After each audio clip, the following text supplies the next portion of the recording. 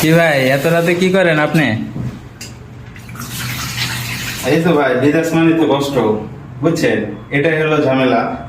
এটাই বিদেশে কষ্ট বেশি, যে আপনার এখন রাত বাজে 11টার সময় আইসা আপনার এই যে রান্না করতে হইতেছে।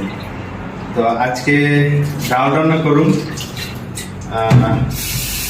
ডাল রান্না করুন। আর আজকে এই যে মিষ্টি লাউ, অনেকে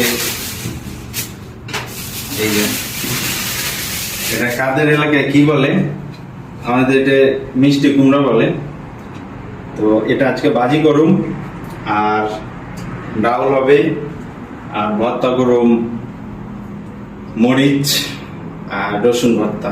তো এই যে দেখেন সবকিছু কমপ্লিট, পেঁয়াজ আছে, রসুন আছে, এই যে মরিচ আছে, আর ডাল তো বসাইলাম। তো বিদেশ মানে এটা হলো কষ্ট, কাজ শেষ করে আপনারে আইসা রান্না করতে হবে। আর বিদেশে এসে যদি আপনি